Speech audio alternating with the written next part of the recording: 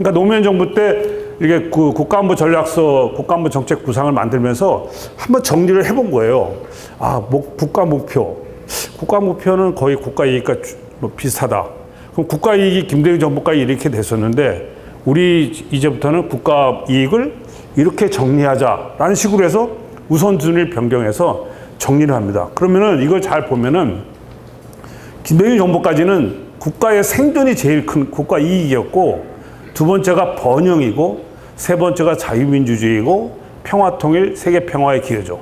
즉 생존, 번영, 자유민주주의가 평화통일에 비해서 더 훨씬 중요한 국가 이익이라는 것을 분명하게 이제 명시를 하는 겁니다. 그런데 노무현 정부 때부터는 2번과 3번이 바뀐 상태에서 국가이익이 기술이 되는데, 이러한 노무현 정부 때 국가이익이 기술이 되고 난 다음 정부 때부터는 국가안보 전략서를 쓰면서도 국가이익을 말하지 않습니다. 또 그런 문제가 있었죠. 그 대신에 그럼 각 정부는 어떻게 했느냐라는 얘기를 합니다. 각 정부는 전두환 정부 때는 이런 걸 국정 비전으로 해서 이렇게 분야별 국정 지표를 정했습니다. 그러면서 그 전두환 정부 때 문서에 보면은 국가안보 분야는 모든 분야의 근간이므로 안보 분야 국정 지표는 설정하지 않겠다라는 것을 이렇게 명시했어요. 안보는 제일 중요하다는 얘기를 하는 거죠. 노태우 정부 때는 이러한 국정 비전 하에 이렇게 하면서 통일 번영이란 걸 안보 분야의 국정 지표로 정하고, 김영삼 정부 때 통일된 조국, 김대중 정부 때 포괄적 안보 체계, 노무현 정부 때 평화와 번영의 동북아 시대, 이명박 정부 때 성숙한 세계 국가, 박근혜 정부 때 평화 통일 기반 구축, 문재인 정부 때는 평화와 번영의 한반도, 그다음에 윤석열 정부 때는 자유, 평화, 번영에 기여하는 글로벌 중추국가. 이렇게 분야별로 안보 분야에 대한 지표를 결정해서 이것이 모든 정책의 기준이 되고 마는 거예요. 그래서 이러한 기준을 부여할 수 있는 국가 목표와 국가 이익에 대한 설명 없이 우리 정부는, 이번에 출범한 우리 정부는 이러한 비전하에 이러한 분야별 지표를 정해서 이러한 지표를 달성하기 위한 부처별 과제를 선정하고 이렇게 나가는 거예요. 그러니까 이게 5년마다 이게 얼마나 많은 그 변화가 생기고 막 그 혼란이 생기는 그런 상황을 여기서 이제 우리가 볼 수 있는 것이죠. 그리고 이러한 그 국정 비전과 국정 지표와 함께 국가안보 전략서가 통상 언제 만들어지냐면은, 예를 들어서 이재명 정부가 이제 요번에 이제 출범을 했지만 내년도 후반기야 가야 국가안보 전략서가 만들어집니다. 이게 1년 이상이 걸려요.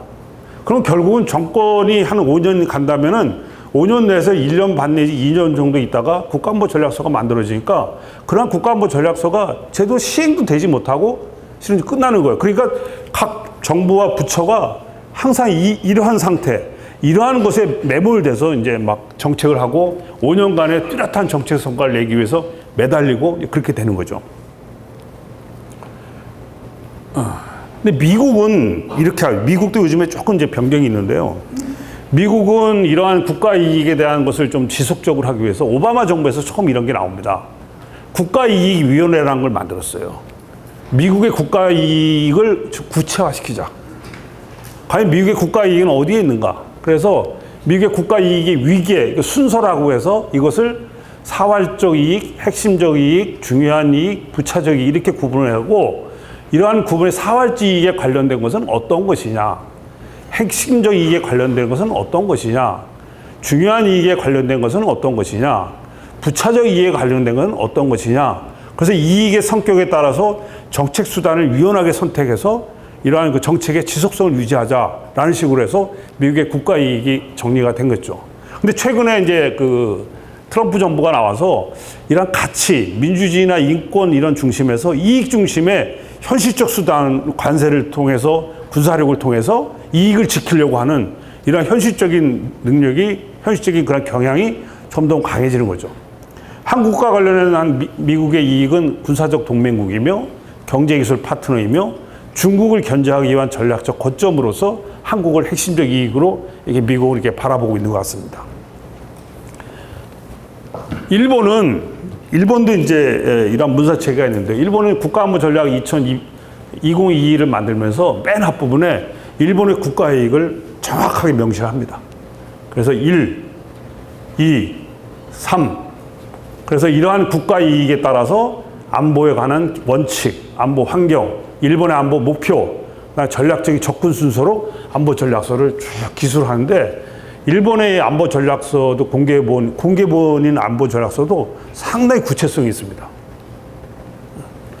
그리고 각 국가에 대한 것을 어떻게 하겠다. 그리고 일본은 이러한 그 외교력, 방위력, 경제력, 기술력, 정보력을 가지고 이러한 전반적인 국력의 주요 요소도 평가하고 하는 것이 있죠. 일본의 입장에서 한국과 관련해서는 경제적 파트너이자 안보 협력국이며 동북아 외교 전략의 핵심 축으로 인식을 하고 있습니다.